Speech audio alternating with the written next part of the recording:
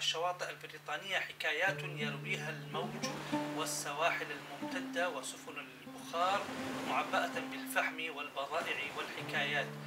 وكانت طلائع الهجرات اليمنية إلى بريطانيا قد وصلت في نهايات القرن ال19 حسب أغلب المؤرخين عبر البحار، وعملوا في البحار معظم الأوقات.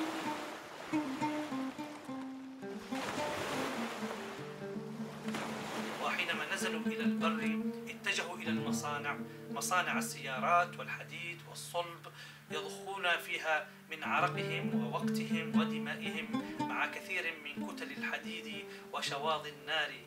مات الكثير منهم تحت مخالب الآلات وآلات المصانع، ومرض الكثير بسبب المكوث فترات طويلة في غرف الفحم أمام جبروت النار والدخان.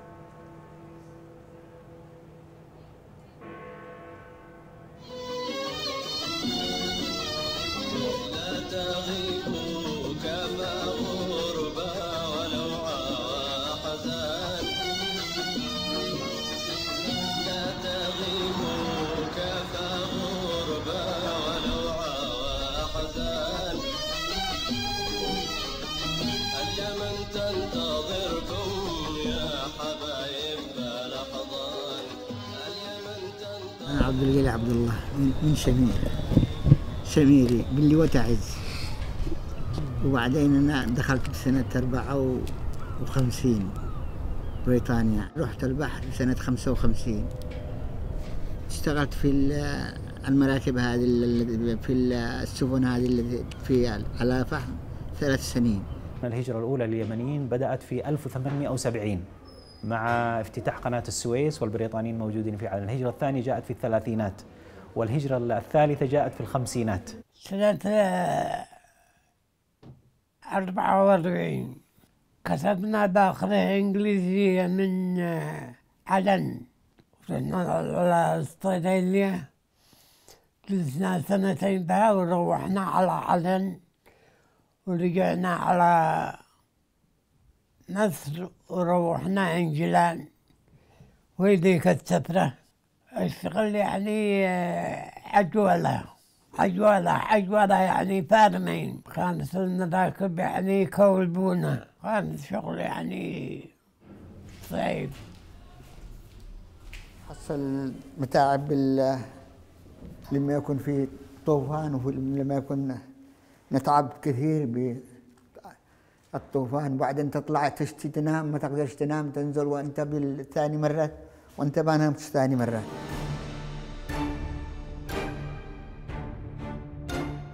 Those ships who are actually going to places like India or beyond need seamen who are able to work on these ships in those very hot climates. Generally speaking, British seamen found it actually quite difficult to operate there. And certainly in jobs such as in their engine rooms, where it was very, very hot, almost unbearably hot, they would employ Yemenis to actually work there as firemen and as stokers.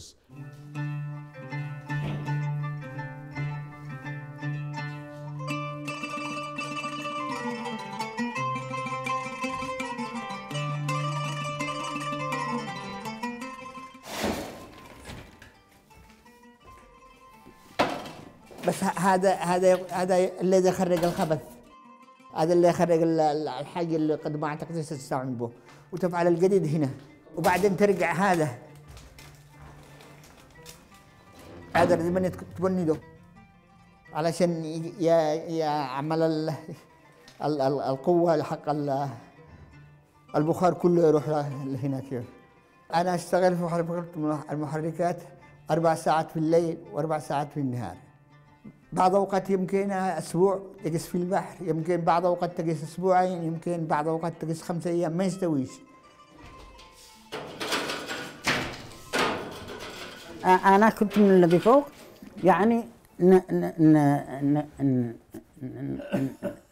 ناخذ الفحم ونرميه لا تحت.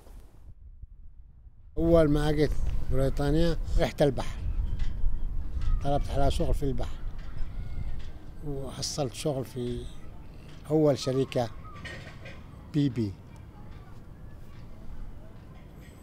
مركب بريتش فينش. كنا نروح نجيب بترول من الكويت لأولف لندن. اشتغلت في البحر 25 سنة. تغرب علي الأكل حتى ضكت سوق، تغرب علي. شفت الخبز ثاني مش زي ما الخبز حق بلادنا. الطباخة يقولوا له صانونة مدري ايش يقولوا لها كذا. اليمنيين كانوا إذا حصلت هذا الشغل أنت مبسوط، أنت تشتغل بهذا الشغل علشان تقوت نفسك وتبعث لحاجة لبلدك ولا أي حاجة ولا شيء. أما غير الشغل هذا احنا ما عندنا خبرة لشغل ثاني. دخلنا ما عندنا خبرة ولا عندنا تعليم ولا عندنا أي حاجة، بس دخلنا كل واحد يمني ياخذ واحد ويعلمه هذا الشغل. They weren't earning a great deal of money. In fact, they were paid just 1/3 of their white counterparts. So what they earned was just hand to mouth. From that very meagre earnings that they earned as sailors, most of their salary would have been sent back to support their family in the Yemen. So they lived in very frugal conditions here in the UK. كل واحد عنده غرفة لنفسه نستريح فيها، لكن نصل فيها نتغسل لازم نبعد الفحم من فوقنا وكل حاجة، والثياب هناك مرمية، حالتنا في ما شاء الله.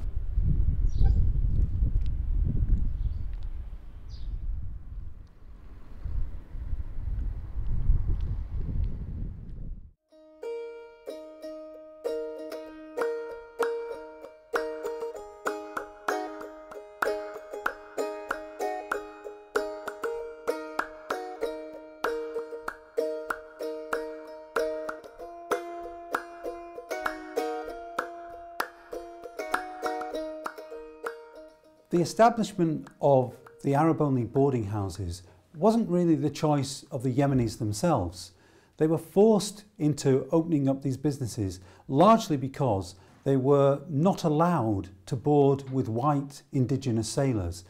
And the racism that existed in the colonial context was really the fact that Yemenis were seen as, if you like, colonial subjugates, not worthy of living side by side, as it were, with their white sailor peers.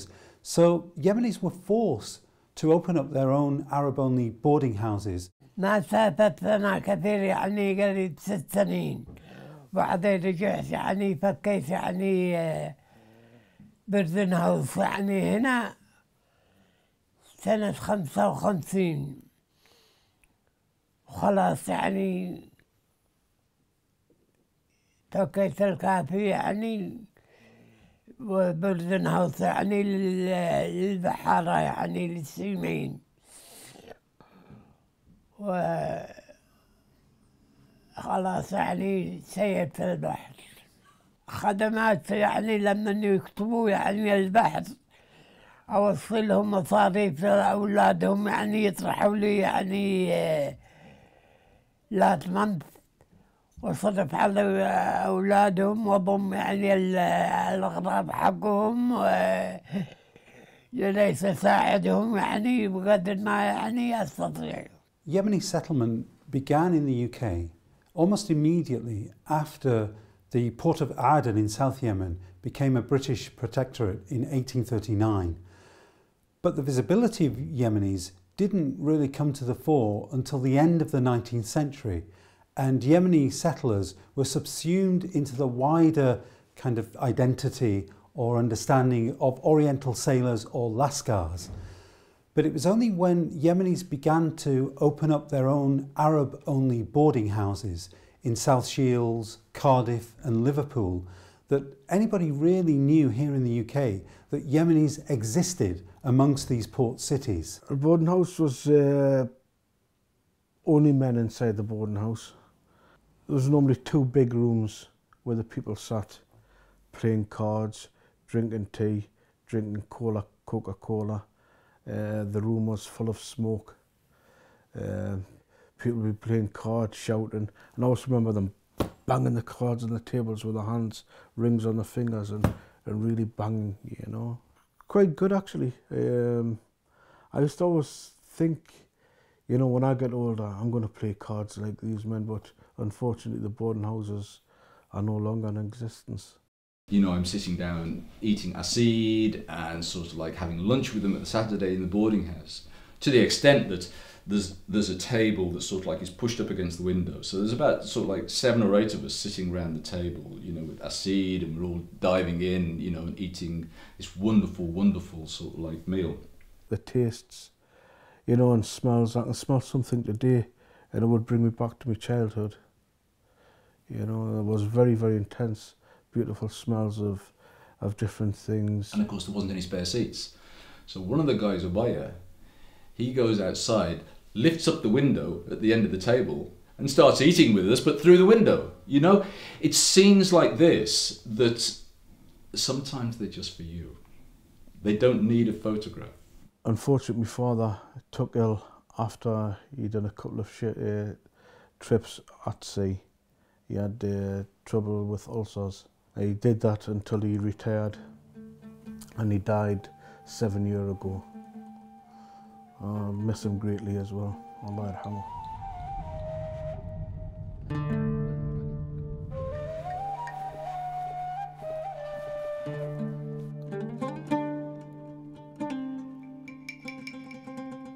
How many people are in this cemetery, how many gravestones there are.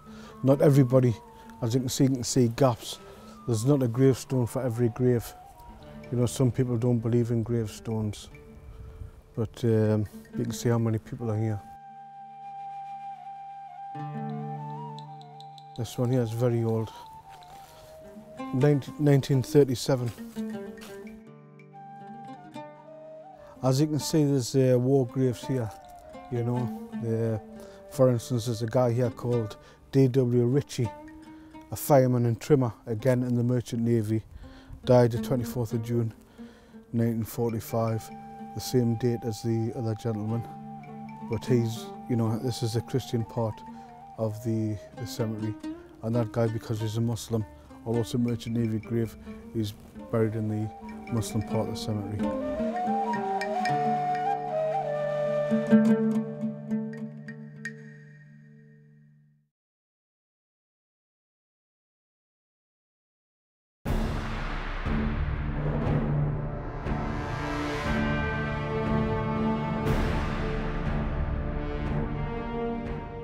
In those wars, seamen, white seamen who were working in the merchant navy were then mobilized to fight in the war effort, you know, to become soldiers.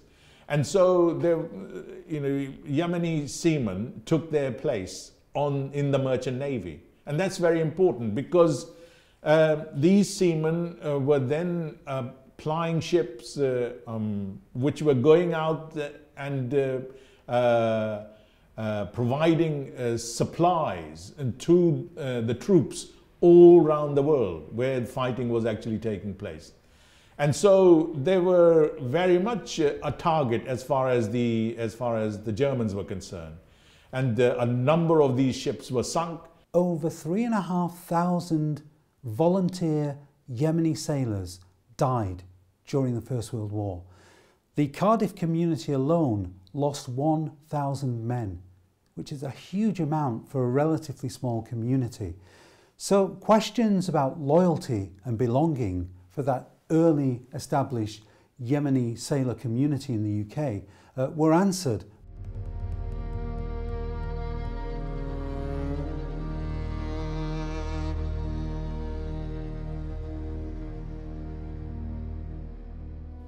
And once the war had ended, soldiers were coming back, white soldiers were coming back. They were being demobilized. Once they were demobilized, then they wanted to get back into their civilian jobs. Those jobs obviously had been taken up by Yemenis and other Muslims. So what you find is that there is a degree of tension that is produced that as a result of a small number of jobs being there, and the competition that actually took place between those people who were in those jobs at that time and those people who were returning from the wars. And that tension then translated into a certain amount of racism.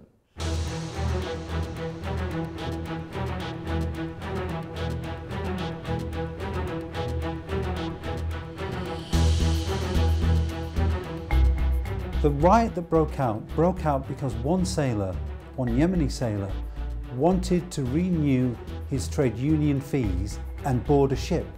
And he was stopped by a white trade union leader who objected to the fact that Yemenis were finding work on British ships before white indigenous sailors were. And there was an argument and a fight broke out, and that fight spread across the docklands of the UK.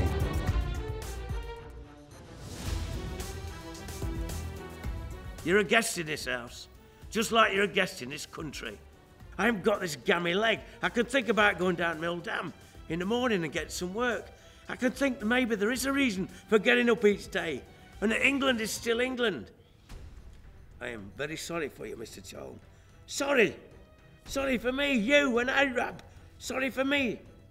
Perhaps we should go, Thelma. It does not feel good here. Please, may I have my copy of the Quran back? You must think I'm stupid, son. Like I don't know what's going on, fighting for me bloody country. And I come home to find there's no work and the whole bloody place is full of stinking wogs. It's a nice homecoming, isn't it? Oh, right. What am I supposed to do, eh? Am I supposed to welcome him in here? Yeah. Wish you all the best with your filthy black hands all over me daughter. Dad, stop it! Stop it! Stop it! Stop him and all the other Arab bastards coming halfway around the world to pinch our jobs. And here's me, born a few streets away from Mill Dam, and I can't get work. Do you know what it's like, son, a man without work? You do what you can, Dad. I do sod all. I'm useless, and it's him that makes me useless. I'd chuck everyone after the shields, send them packing, their bloody mud huts or wherever it is they came from, because they don't belong here. 600 British Yemenis were rounded up by the government and expatriated back to the Yemen.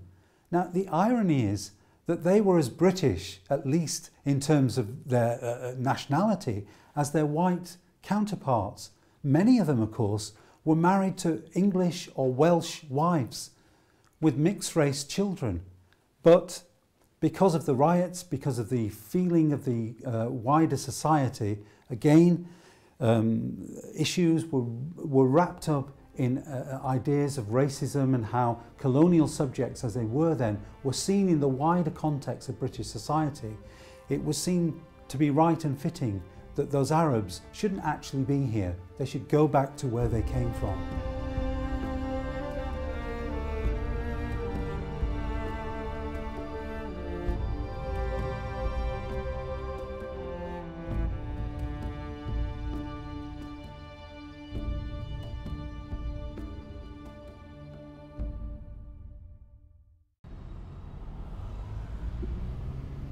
When Sheikh al-Hakimi first came to Britain, he settled in South Shields and immediately began to establish a centre for Islamic learning. He managed to convince the community there to club together, and they bought a disused pub. And they turned that pub into a zawiya, an Islamic centre, effectively a mosque or a masjid. Now, in the centre, he established 5 daily prayers in jama'at, in congregation. He established a madrasa for teaching the children, the mixed race children, the Quran. And more importantly, he established weekly classes and study circles in Arabic and Quranic lessons for the wives, the convert British wives of the Yemeni sailors. Now this completely transformed the community. Al-Hakimi left South Shields for Cardiff.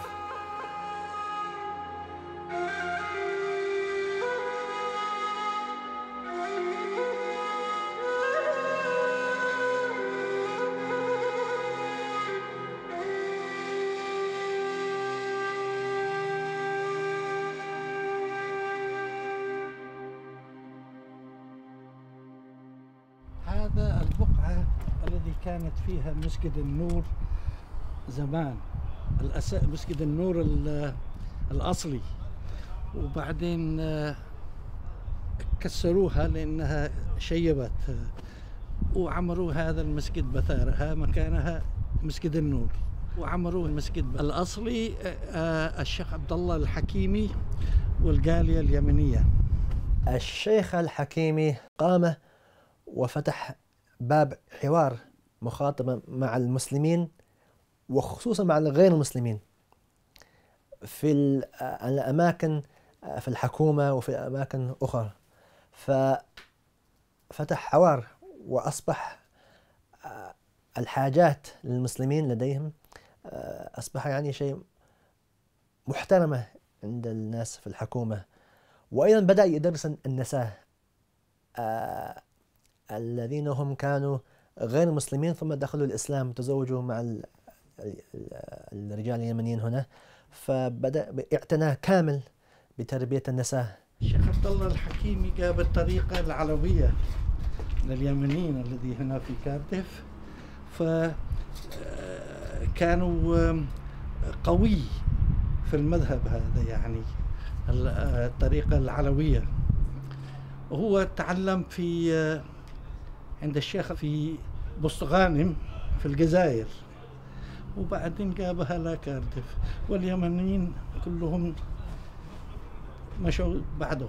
Sheikh al-Hakimi saw it as his task, being a Yemeni, to come and settle in the UK and to establish religious centres so that he could train and teach Islam to the Yemeni community here. You know, so at work there'll be people who, I'm right and you're wrong. You might be superiors or people you have to work with. I'm right and you're always wrong. رفع شأن اليمنيين. بعض الناس يعني ما عرفوا عنهم شيء، ولهم حاجات، لهم أشياء مهمة. وأيضا حثهم على إعطاء المجتمع شيء، فقامهم اليمنيين يعني يخدمون الجالية أيضا ويخدمون الغير المسلمين. فنسمع أشياء يعني غريبة، أنهم قاموا في أثناء الحرب العالمية الثانية أنهم قاموا ويجيبون إعلان عن الطائرات آتية من ألمانيا في يعني اسمها the air ride the noise the horn هكذا يسموها، يشغلوها وفي صوت عشان تنبيه للناس أن في طائرات آتية من ألمانيا وهي يعني قنابل. هذا اليمنيين قاموا بها في ذلك الوقت. هذا الأساس نور الإسلام مسجد بدأت في سنة 1936 بيد الشيخ عبد الله علي الحكيمي، وهذا المسجد بنيت في البقعة هذا في سنة 1947 مع المعاونة من الإسلامية العلوية اليمنية.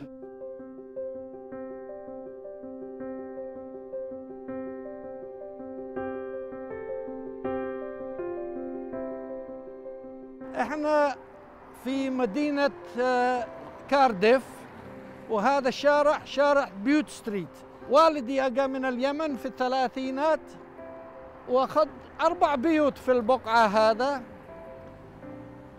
وفتح يعني مطعم عربية، الهوتيل هنا ومسكن لليمنيين، ومن وراء البيت مسجد. شوف هنا كايرو هوتيل معروف بالشرق الأوسط كله، حتى الله يرحمه جمال عبد الناصر كان يرسل له بطاقة العيد كل سنة. والحكومة بعد ما كسروا البيوت عملوا هذا البوست تذكير للكايرو هوتيل.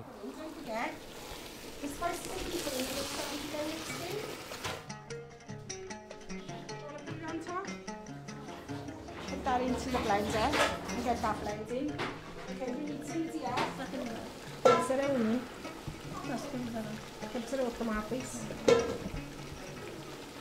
I was born here, grew up here.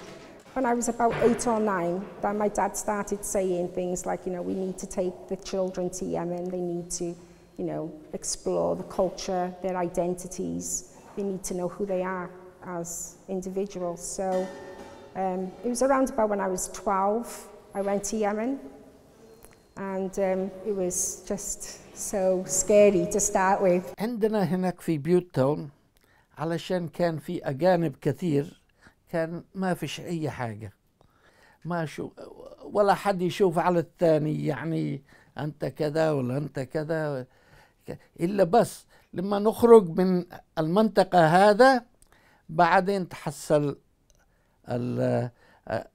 الناس يعني يكرهوا الأجانب يعني. ولكن احنا اليمنيين كنا برضو نشوف على أنفسنا وإذا في أي واحد يتعرض معانا نمشي جماعة يعني، فبعدين تعلموا الاحترام، علمناهم الاحترام.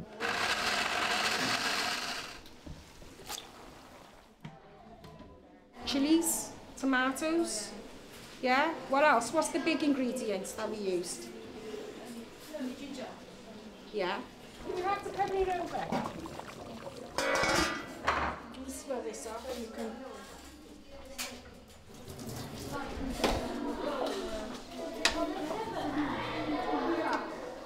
Okay. We have some of the girls which have, you know, they finish university early, so they come in to prepare and set up ready for the girls that come in the evening for the youth club. And then they'll taste the cooking which have taken place during the day, and then they will have a go of making their own, which is, you know, something which is, it's a skill which they can carry with them throughout, you know, their lives. You know, they'll go to school and they'll learn how to cook, but it'll be British food. So why not have the opportunity to learn how to cook Yemeni food? Can you all say thank you to Galila for helping you? Okay. Growing up in this country, the food is not very homely and heartfelt. It's like everything's quick from Asda, you get it frozen out of the freezer, but this is like home cooking, it's from the heart, isn't it? It's spicy. We come and integrate with them, and the Yami Centre with the cooking club helps us integrate as well. Because we learn about different cultures, like because we're friends, we should know about different people, and food is part of their culture. So obviously we have to learn. Helps us, benefits us from learning about their culture as well.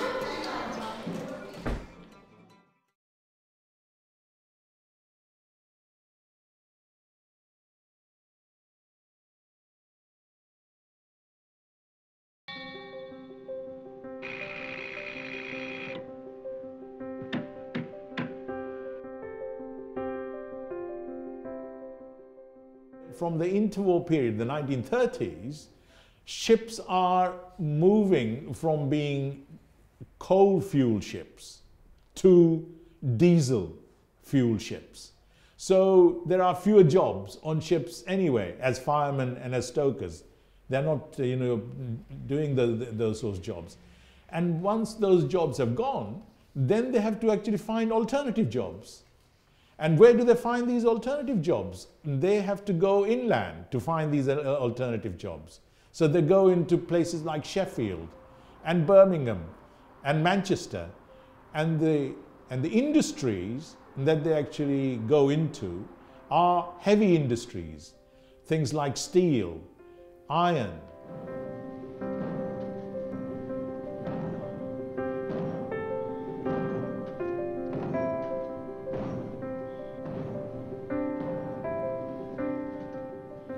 كل اليمنيين كانوا يعملوا في مصانع، وأغلبية المصانع مش الحديد والصلب، ولكن مصانع أو ما يسموه انجينيرنج، يعني الهندسة أو الشيء الميكانيكي الصغيرة، لكنهم كلهم كانوا بيشتغلوا، ما في أحد كان متقاعد. كان العمال اليمنيين الموجودين هنا ينظمون أنفسهم إما في اتحاد عمال العرب، وهذا كان اتحاد قومي ناصري، أو ما يسمى برابطة عمال العرب، وكان لها ميول البعثي. أول اتحاد في 58 وسميناه اتحاد عمال اليمن. كان لنا لقاءات، احتفالات، ندوات، كنا ندعي أي إنسان نستقطبه عنده سياسة ديني إلى آخره، جاي من الخارج من أي مكان من الوطن العربي. كان هذه نشاطتنا. في نفس الوقت أيضا نآزر المظاهرات، كانت تطلع مظاهرة لصالح فلسطين. يعني أنا قلت أول مظاهرة حول القدس لما نحرقوا القدس، فطلعت من هنا بحوالي 20 باص، طلب مني من جامعة الدول العربية، وطلعت 20 كوتش من هنا إلى لندن. بدأ في الوسط اليمني البريطاني يتشكل مجاميع جديدة متمحورة حول الأسرة ونموها والأطفال والهم المحلي.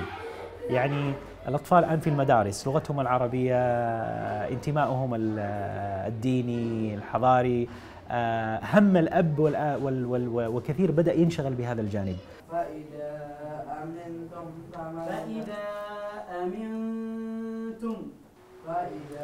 أمنتم فمن تمتع بالمؤرة في 79 كان عندنا 7 أطفال الذي جاءوا من اليمن أعمارهم من 5 و6 سنوات، فالتحقوا بالمدارس الإنجليزية. كان يدخلوا إلى البيت يتكلموا مع آبائهم بالإنجليزي، والآباء والأمهات ما يفهموا اللغة الإنجليزية. فاقترحت عليهم على أساس فتح مدرسة عربية مسائيا، فصراحة العدد 75.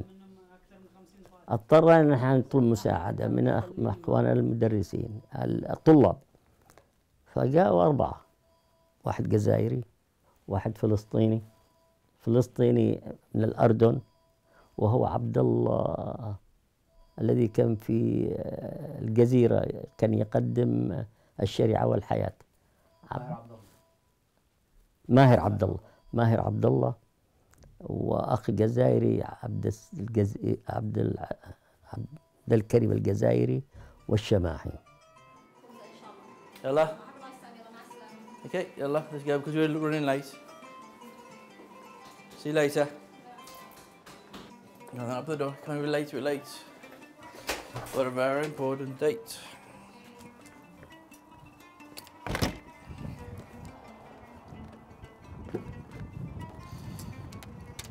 Seatbelt on.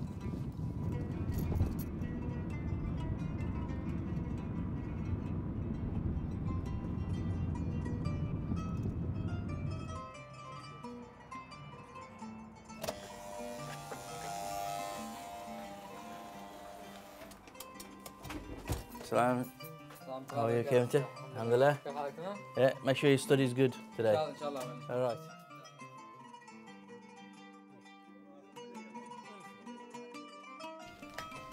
التقينا جميعا في القسم حول معلمتنا، نتجاذب الحديث ونعبر عن سعادتنا باستقبال عام جديد يتوج المرحلة الابتدائية. الآن الأطفال يتكلمون، يقول تجمعنا مع بعضنا حول المدرسة. Students got together around the teacher. These are traditional Yemeni items. One elderly gentleman bought me that rock from. This is from your village, from Yafa. So, and we haven't got enough place for the trophies. So we've got a football team that consists of Somalis, Yemenis, Pakistanis, Bangladeshi, Polish. So it's a complete football team, and every year they win trophies. As you can see, we've got a gym here. And the reason that we got a gym is because we felt that the women weren't exercising in an environment where it was user-friendly. So we have, when they take the children to school, they'll come here, close the door and exercise and then go home.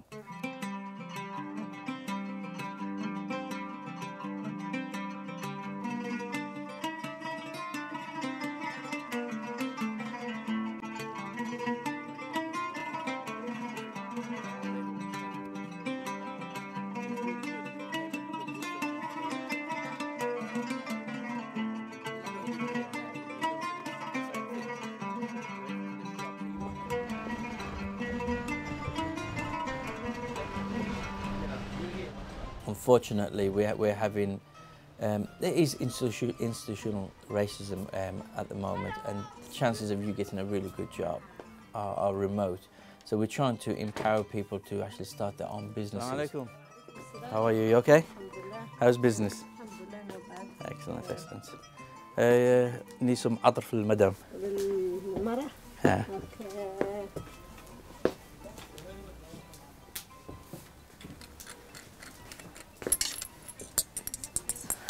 That's tight. Okay, it's very good. Salam. عليكم السلام. أهلا وسهلا.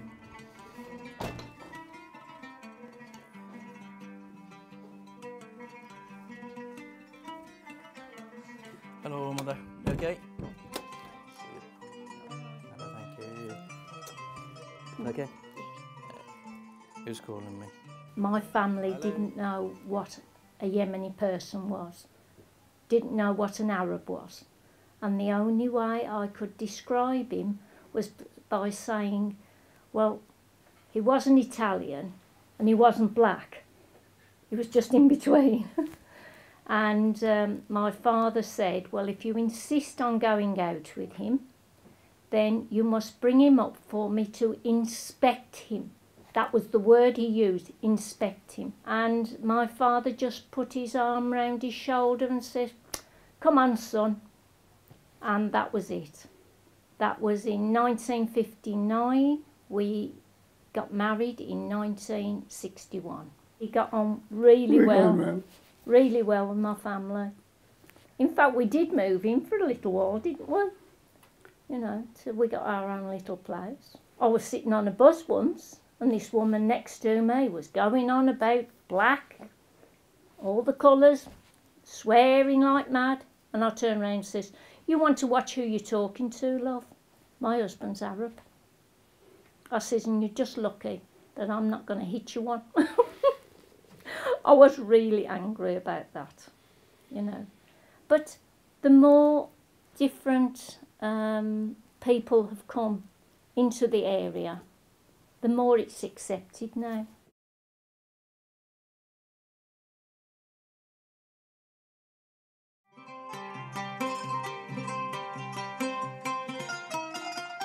مساء الخير عزيزي المستمع عزيزتي المستمعة، ومرحبا بكم في برنامجكم الأسبوعي بالعربي، والذي يقدم لكم من قلب مدينة شيفيلد ويبث عبر إذاعة شيفيلد لايف 93.2 FM. تابعونا على الموقع الإلكتروني لبرنامجنا www.sheffieldlife.org وعلى رقم البرنامج، وإذا أحببتم الاتصال والمشاركة معنا عبر تليفون البرنامج 0114-281-4082 أو 92. في انتظار مكالماتكم ومشاركاتكم معنا ومع ضيوفنا لدينا لهذه الليلة. نقدم برنامج أسبوعي من الساعة 8 للساعة 9 لننقل المعلومة طبعا لكل الدول العربية وبالذات اليمن، لأن نحن نهتم كثير بقضايا اليمنية وبالذات قضية المرأة في بلاد الاغتراب. أجيتي هنا وجلستي فترة واشتغلتي وأقوى ناس جداد وتعرفتي عليهم، كيف قدرتي تواصلي معهم تعرفيهم على البلد؟ سبحان الله، لما تشوفي العربي قدام العربي يعترف. فهمني كيف؟ ساعة ما تشوفي السلام عليكم هذه تسوي الدنيا ما في، ويفرحوا لما يلاقوا واحد يتكلم عربي. نعم صحيح. فبدت أكثر بعدين لما توقفت أنا على الشغل الحكومي، فدخلت الشغل في الدور مع الجالية. فبدأنا نأسس الجالية، بدأنا الحريم تجي نتكلم مع الرجال، خرجوا الحريم يدرسوا، لأنه في كثير أجت. بدأت الحياة تتغير، لأنه العرب كانوا قليل، ما كانوش كثير، كانوا كثير رجال من غير نسائهم. اليمنيون فعلا لم يجدوا حيز كافي في الإعلام هنا في بريطانيا، على الرغم من أنه يتم التطرق إلى تاريخهم هنا وإسهاماتهم في بناء ومشاركتهم في بناء المجتمع، بناء هذا الوطن، لكن بصورة تكاد تكون خجولة.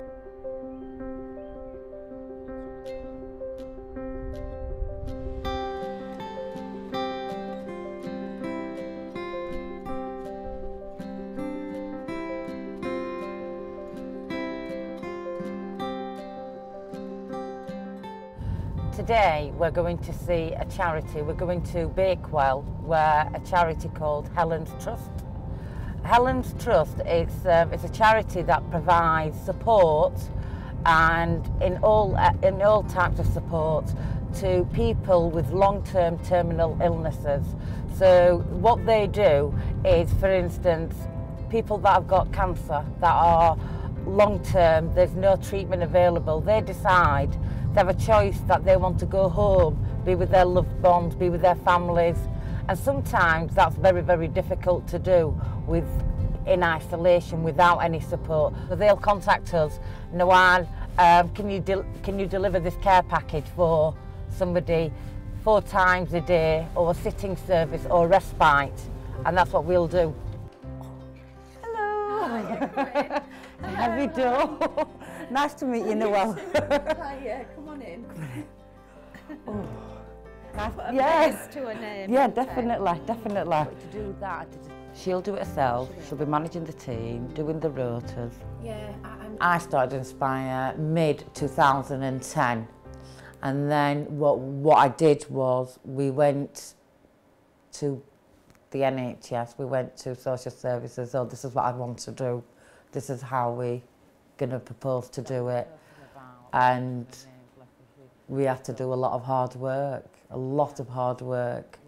And then I decided that I wanted to do the Masters while I was doing it because it was too quiet. And I needed to kind of still do something and try and challenge my own way of thinking, and also to stimulate me, because I could not just sit there just not doing something. So what we want to do now is just have a chat about the moving and the handling, but we can sit down and do that. Is that all right? And you can be part of that. Yeah, you can give us your experience about how you felt. Sure. Yeah, you can do that. There we go.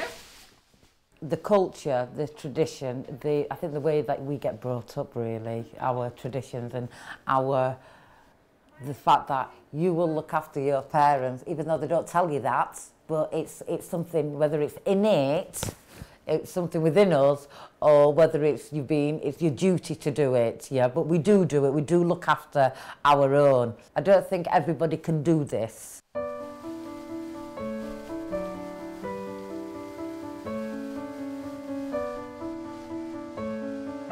Some families aren't going to welcome you. Some families are going to welcome you. There can be dynamics when you have a Yemeni social worker. Especially on the severity of the case. If you're in there and you are in there for the purpose of a serious child protection issue, they are going to be personal. They are going to target you. Somebody to come in the morning, help me get up, shower, dress, help get my breakfast together, get wudu, get like on a Friday make ghusl, and in the evening help me get my evening meal together. They are going to probably say, well, they don't understand the system, they're black, they don't have this, they don't have their own children. Do you know what I mean? They're gonna pull out a lot of personal stuff about you as a social worker and as an individual, because in essence you are questioning them.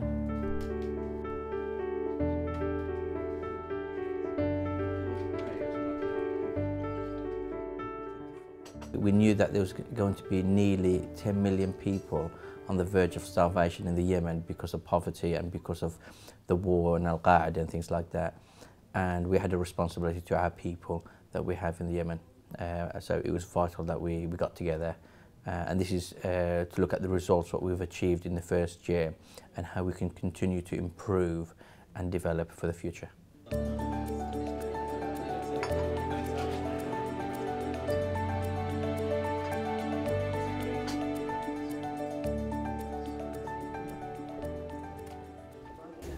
We worked on an international advocacy level with some of the big organisations, just naming some: THF, the Humanitarian Forum.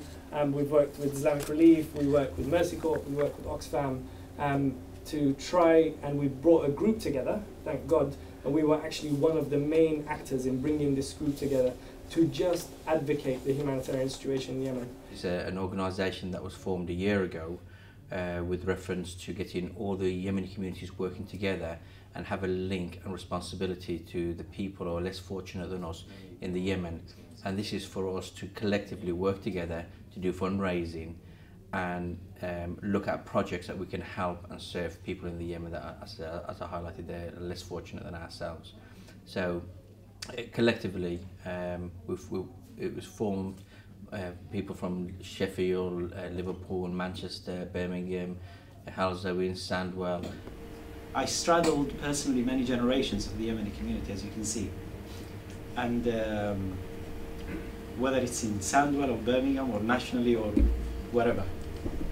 But actually being in a room of young people like yourselves, so confident and so accomplished, is something the Yemeni community has not experienced before.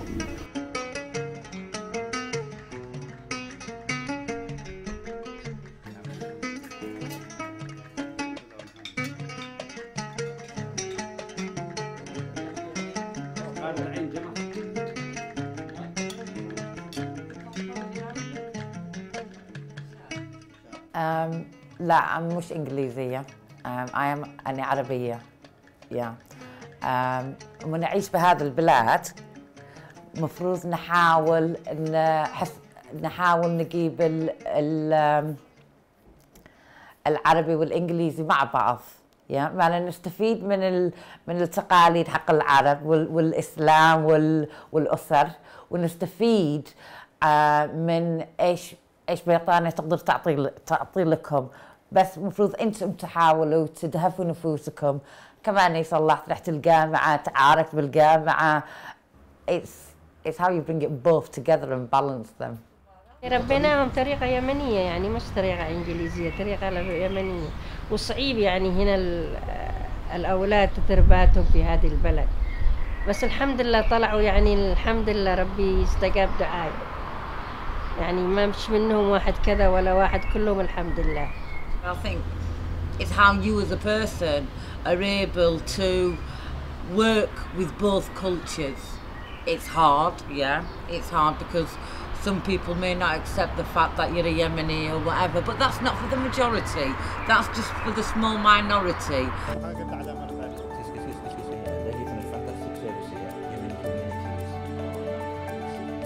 As a second generation person living in the UK, I think it's vital that we know our heritage, we know our home, and the importance of having a link to our people in the Yemen. I wanted to work with the Yemenis and help them.